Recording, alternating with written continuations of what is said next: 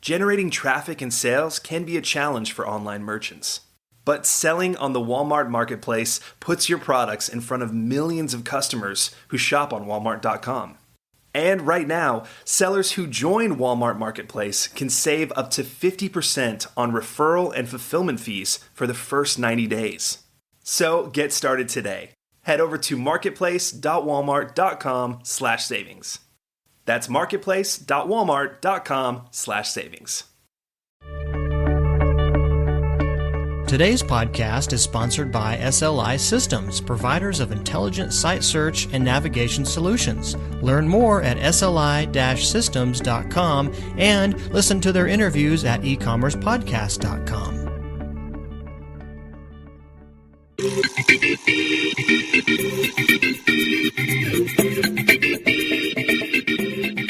Welcome to E-Commerce Conversations with Pat Callahan, a weekly podcast focusing on e-commerce topics, featuring interviews with prominent people in the e-commerce space. And now here's Pat, joined by Sue Chapman of Mercado Software for part 3 of this interview.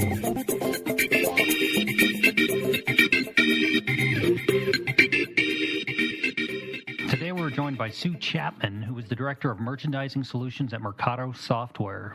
Sue's team at Mercado is responsible for assisting customers in designing and implementing merchandising strategies to increase conversion rates and overall sales revenue. Welcome, Sue. Thank you, Pat. It's great to have you here, and I appreciate your time. Sue, the reason we're having this conversation is you are here to talk about how online retailers should prepare for the upcoming holiday season. I imagine at Christmas it's for vendors, whether it's brick and mortar or online, it's a crazy time of year. It is. And I think for those multi-channel customers, they try to tighten the gap between the store and online.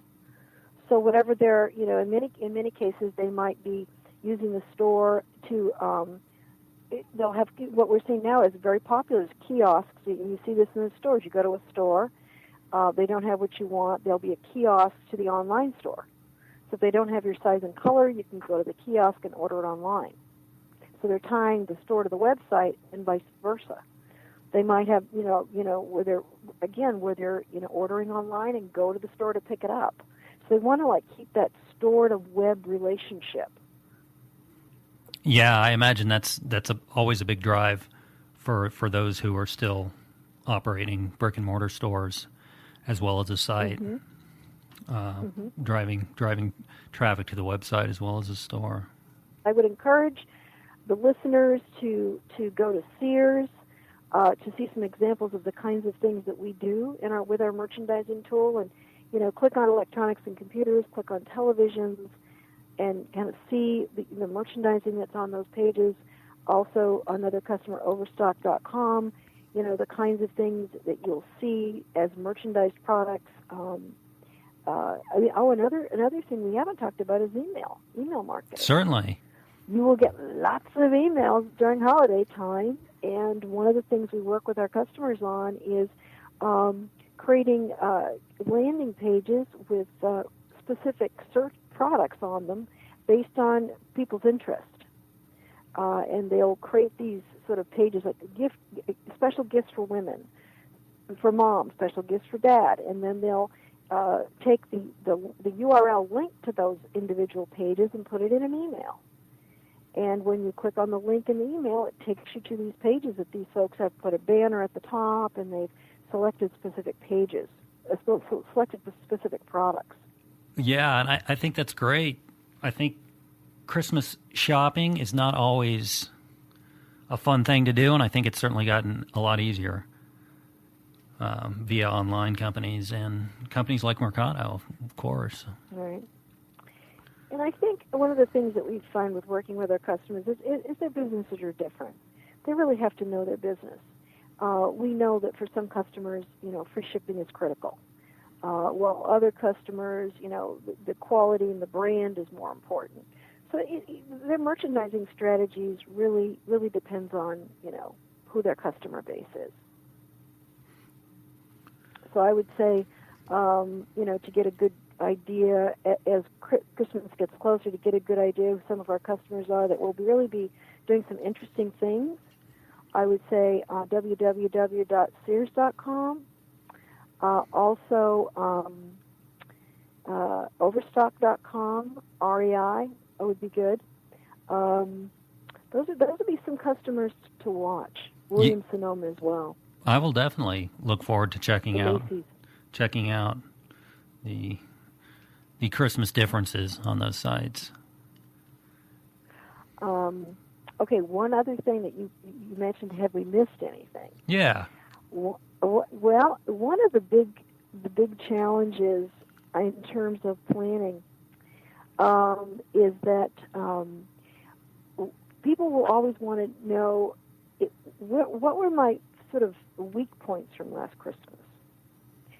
Can I improve an area where I didn't do very well last Christmas? So we'll ask them to look at their no results, things that people were searching for last year where they didn't get results, or even right close up into Christmas, maybe into like beginning of November, because you want to make sure that if people are coming to your site looking for something and you don't have that exact item, maybe you can recommend alternatives.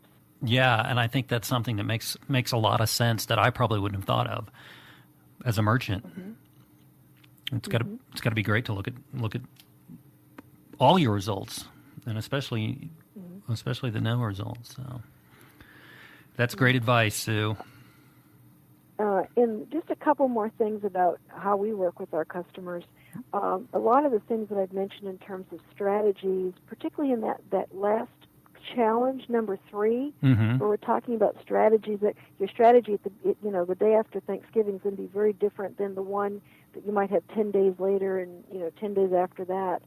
So they can anticipate some of the changes in strategy. They want to have to keep their pages fresh. So when people come back, there's some new exciting things that they'll see. And they can actually plan these strategies way in advance in our commerce merchandising console and actually put schedules on them. So they might have a scheduled plan for the day after Thanksgiving, a sort of a strategy for electronics. And then they'll have a different one on December 15th and a different one on December 30th. And they can have that all planned way in advance and even tune it as needed. Another thing I think a lot of our customers are going to be using is a feature we refer to as auto ranking. So when I talked about bestsellers, very often when you're looking at results, product results, whether you typed in plasma TVs or whatever, and we talked about bestsellers, very often customers want to see what are the bestsellers. Just put those all at the top. I want to sort of see my results by bestseller. So as a merchant, you can say, as in sales at Christmas time change so rapidly day to day that when you make a decision to say, I want to promote my products by bestseller, you can just make that decision November 15th and just set it and forget it. And as customers start buying, it automatically pushes the bestsellers to the top. You don't have to do anything about it. You let sort of the business sort of manage itself. As the customers buy, those products that they're buying and are more popular, they will automatically migrate to the top because you created a simple business rule that says promote bestsellers for, electronics, where you might say promote what's new for apparel. And as you get new products in closer to Christmas, those new products will go to the top if it's apparel. So these are strategies you can plan well in advance and have them, set before the Christmas season and have them scheduled. Yeah, and it sounds like you need to, for sure. Then, of course, if you change your mind and you want to get a little bit more creative, you can change them. You decide to put certain products at the top, even if they're not the very newest or the very best sellers. You can still sort of, give a little art to the operation. Yeah, I think that's what's great about working online and selling online. It's the fact that you do have that flexibility. Mm-hmm. So that's a feature we refer to as auto ranking. Auto ranking. Auto ranking.